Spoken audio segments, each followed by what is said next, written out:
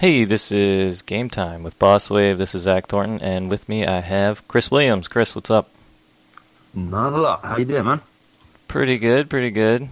What we're gonna do is just probably each week we're gonna go through a new game or an old game we haven't played before, and just check out the first maybe 10 or 15 minutes for the viewers, so they can kind of get an idea for what it's all about and get our reactions.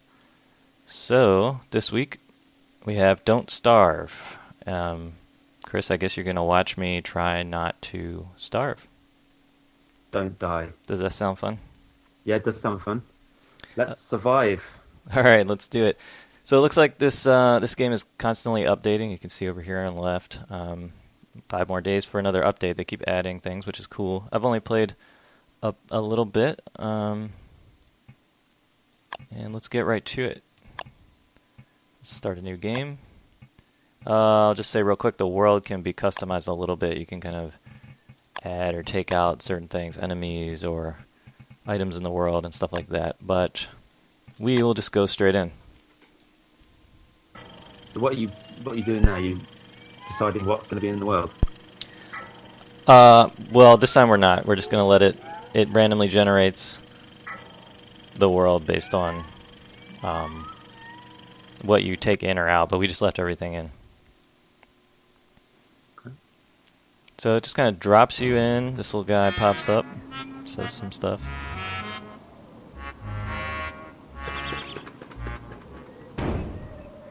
Yeah, so that's pretty much all the direction you get.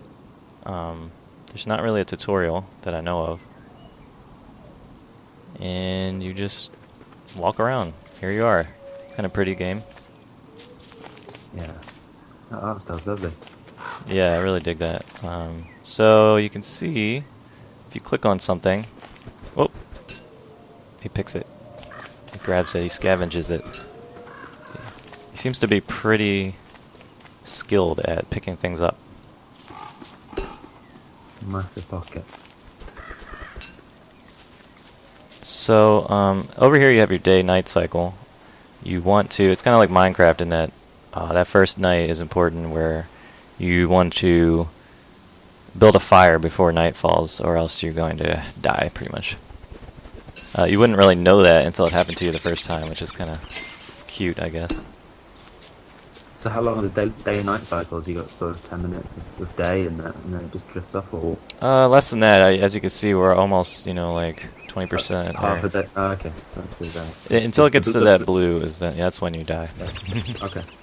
And you wouldn't necessarily die. You can kind of run around. But I think the monsters kind of just overwhelm you. It's quite terrifying, actually, the first time. So you're pretty much just picking up anything and everything. Yeah, so at first it seems like that's the whole point of the game. You just pick things up. And then, like Minecraft, once you get a certain amount of materials, you can start to build stuff. So the way you know what to build is this bar on the left here. And you can click on the various things and find out what you need to build. So for instance, if you want to chop down trees, you need one of each of these materials. Now, we have 10, okay, so we have 10 twigs, we only need 1. So now we need a flint. Flint, oh, there's one right there. Let's give it a double. You can rotate the screen, actually. I don't do it usually because it just freaks me out. Oh, yeah. Also, there's a map, which is kind of cool. Gonna zoom in. So this is pretty huge. So this obviously opens up as you explore. So is this randomly generated each time? Or Yeah, is it seems so. Consistent map? Yeah. Yeah, all the elements, everything about it is random, except, well, everything really. There are these special little events that are they're not scripted per se, but they're little special areas that pop up. That are meant to do something, like they're meant to have some special items or some special little story thing going on, and they're also randomly placed all around the world. But I'm guessing the items become more complicated. You get different stuff in the world as you progress. Is that right? Yeah, as you get tools, you're able to use them to then scavenge more complex stuff and then make you can make these science machines, and the science machines basically just open up another tree of things to build. And once you build the machine, you need to stand next to it to use it, and it doesn't move. You can't move it, so you need to decide where you want to put it. So now we have the axe because we have the material, so we can build the prototype here. Boom! Now we have the axe, and the axe will. It says 100% down here. And once you start chopping, you hold the trigger to chop. It makes a nice sound and cool animation.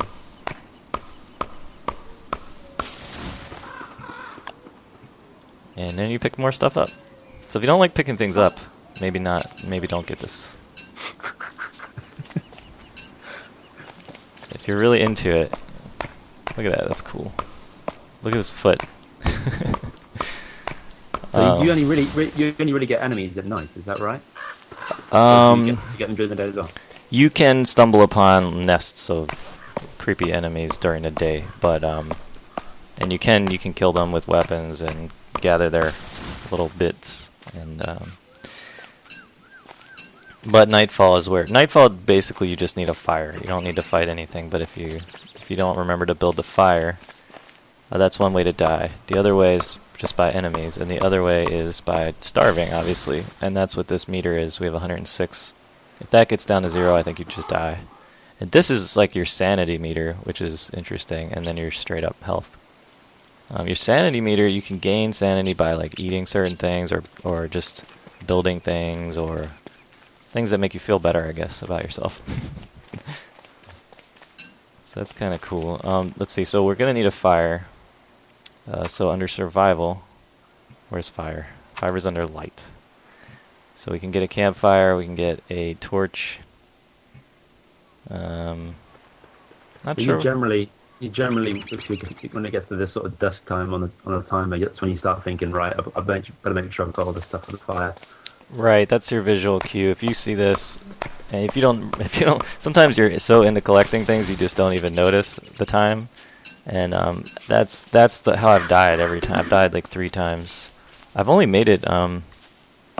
It is a roguelike, by the way, everyone. So if you do die, that's that. It's gonna be Permadeath. Yeah, permadeath. But I'm guessing you gradually get better as with any roguelike, and makes it a lot easier to get back to the place where you were, and you get a bit further each time. Yeah, that's correct. So each time, yeah, it's a learning experience. You definitely don't want to go in and think you're not gonna die, because you're gonna die pretty quickly the first couple times, and then you kind of learn ins and outs, and you're good to go. So I'm just at that stage where I think I could last a lot longer. Oh, my axe broke. After you use it, it breaks. So the next thing to do would be to break open rocks. And actually these gold rocks, you can set traps for animals to catch and then cook, and they give you a lot. It's getting dark. See, yeah, now I forgot. Okay, so I need to quickly get the light, build this torch. Okay, so the torch doesn't do a whole lot, but it does keep you... Now watch me die. I think it keeps you alive. As you can see, it's just pitch black. You can't really see anything. I wonder if you can burn a tree. Whoa! Do it! Whoa! That's kind of cool. Alright, so that's one way.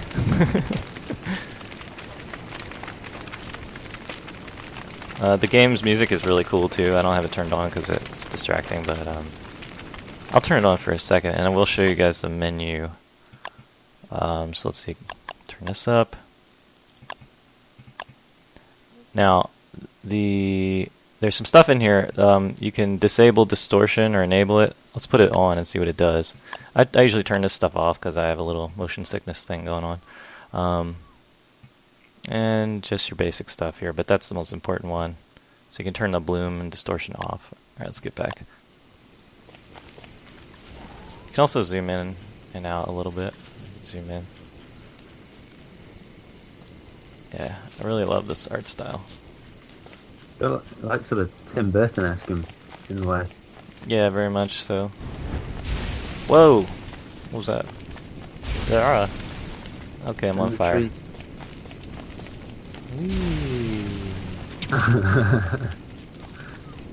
So just to show you guys real quick, you can also do this. and you can add like pine cones and other things to make it burn brighter. So it's about to turn day now, so it's pretty quick. It's not a big deal. There we go. The music kicks back in. That's kind of cool. So the basic idea is scavenge in the day. You can kind of build at night. Have a little fort, campfire area, build up some stuff, combine some items. You can cook some food. Like you can take this carrot, cook it, and then when you eat it, it'll give you more. So let's see. We have 70 hunger. Let's eat that. And we're 80, so a little bit.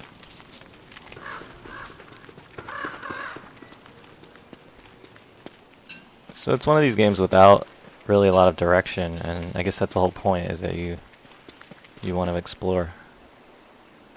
Are there ever sort of random encounters with sort of creatures that overwhelm you and just can, sort of freakish deaths that you wouldn't expect, or is it generally quite predictable in its difficulty, and providing you sort of feed yourself and protect yourself, you're okay? Or does it have that random element to it? Yeah, I've thought I was pretty safe, and then stumbled upon some nasty things that kind of chased me. I couldn't get rid of them, and they ended up killing me. So that kind of stuff can happen. Now, what I'm gonna do? So when you collect this stuff, I'm gonna try to show you guys real quick what the science machines are all about. Okay, so we can build a science machine. So we have the alchemy engine, all these other things that then help you build more stuff. So let's build a science machine. It's kind of cool looking contraption. Okay, so when you're next to it, if you notice, if I move away, look at this bar on the left. When I move closer, it all pops up. So now I can build a farm when I get some. Looks like I need some dung over here.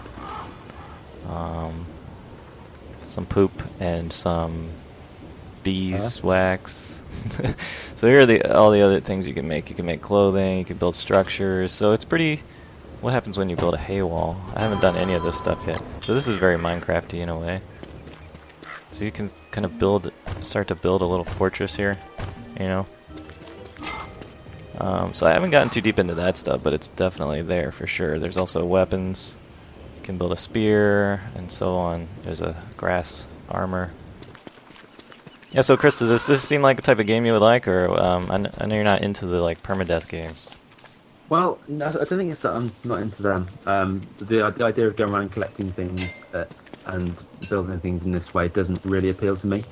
But maybe it's just I've not played any games long enough like that. I mean, I didn't really twig on Minecraft. I played it a bit and didn't really get into it. Same with Terraria.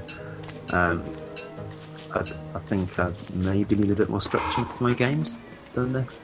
Yeah, I feel a little bit like that. Except the thing that draws me back into this game is just the style of it. And yeah, I mean that's a real win. I mean, it's a nice sort of place to be and spend a bit of time. But I don't know whether I want to put the time. But saying that, you could be one of those games that once you start and you really get into it, then hey, you're hooked. But yeah, so if you guys aren't into, I mean, you can obviously see what the game's all about. If you're not into that type of game, you might not like it. But I'd say, if you're on the fence, I like the game. I recommend it. I think it's not too expensive, and if you're into exploration at all or adventure, you can kind of create your own little story. And I think the really fun part comes in the just trying to survive as long as you can, because once pass a few days and you start finding, I think the resources, don't quote me on this, but I don't think they come back, so I think you have to continue to move on to gather new stuff.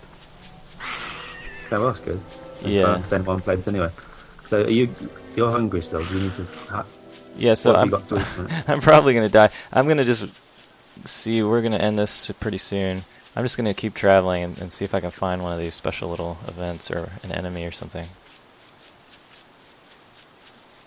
And you can see these little holes. If you put a trap near the rabbit hole, you'll capture a rabbit eventually, and you can cook them up.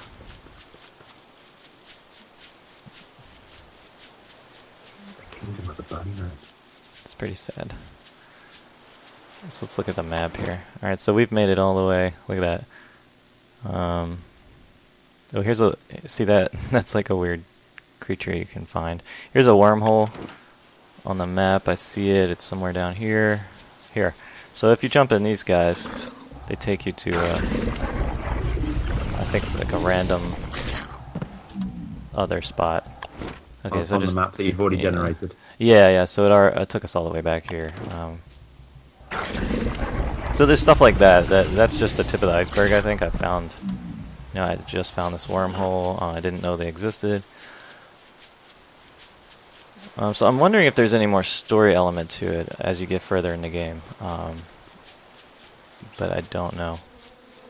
I kind of hope there is. Oh, here we go. We found something. So this is kind of creepy, huh? Huh? What?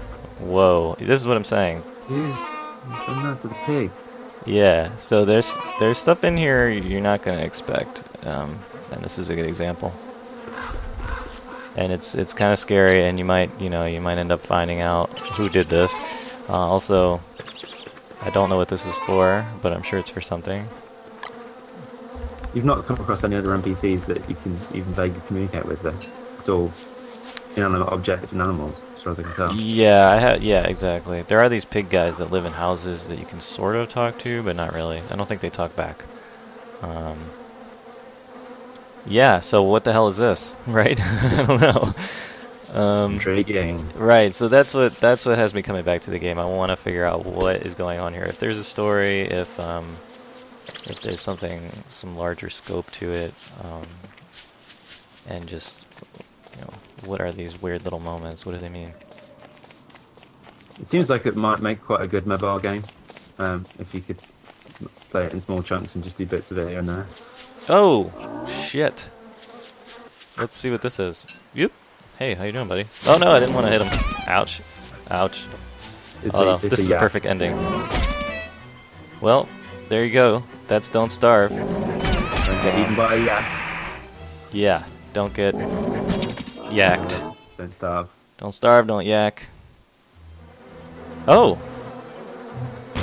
We learned something. Looks like a one-time revive. Nightmare fuel. Rocks. Pig murder brought you back. Well, that was a first. I've never seen that happen. So there you go. So there's definitely more to it than meets the eye. Cool. All right. Well, if you guys enjoyed the video, we're going to be doing more, and you can check out our website, bosswave.net, Twitter @bosswave. My Twitter is @grits_z. And Chris, what is your Twitter? My Twitter? I don't know. Do you have a Twitter? We have to get on this, Chris. You need to join the Twitter. I do have a Twitter. I don't know what it is. Chris NJW, I think. Yeah, Chris NJW. So yeah. There you go. Yeah. Tune in next time for some more Boss Wave playing. Great. All right, Chris. Stuff. Thank you, and I'll see you next time. Take it easy. We love you more.